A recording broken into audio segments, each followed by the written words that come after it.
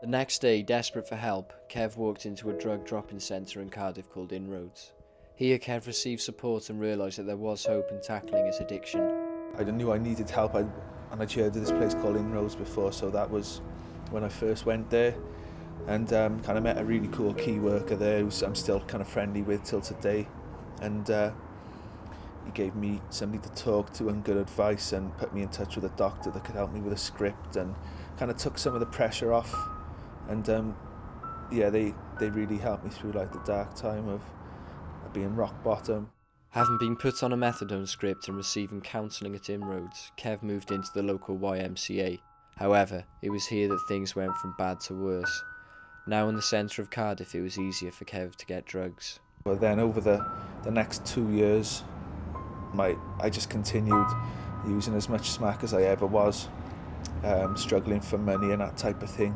And it was at this point I started kind of blagging a lot of money off my mother. She thought that she was kind of helping me, that I wouldn't have to go out and rob if she was giving money. At first I was lying to her what the money was for. It was for debts, or it was for this, it was whatever.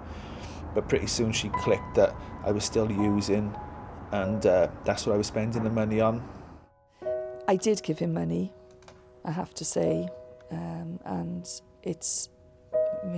it really caused devastation, because I gave him money thinking that I would avoid him perhaps doing something illegal to get money, to get the drugs instead. It was my way of shielding him from that side. It's stupid. I realise that now. It's put me in debt. I've owed a lot of money over the years. But I put a lot of pressure on my mother through this time to carry on giving me money to use for drugs, and that was kind of, I think, the lowest point for me. Was basically I hated myself, I hated what I was doing to my mother, but I just couldn't stop. I was uncontrollable. Like, for this period of my life, I didn't even kind of look in a mirror for years. I just didn't want to see myself. I really hated myself. For about 4 years, Kev carried on living in hostels.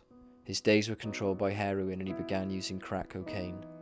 His physical health was deteriorating rapidly. It would take him hours to inject, as most of his veins had collapsed. He would inject all over his body, his arms, his legs, neck and groin, in a desperate search to find a vein. When I was in this period of my life, I knew deep down that what I was doing wasn't good for me, and it wasn't fulfilling, and I wasn't happy.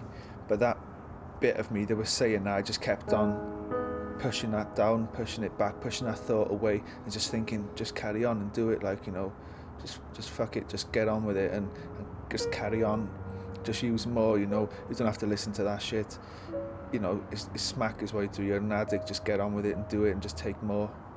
And it was really, it really kind of, the bit of me that was kind of me, and as my personality from when I was young was getting less and less, and he basically just become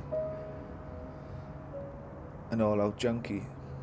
You know, that's all that matters to you, not your family, not your mother, not your kids. That's what happened to me.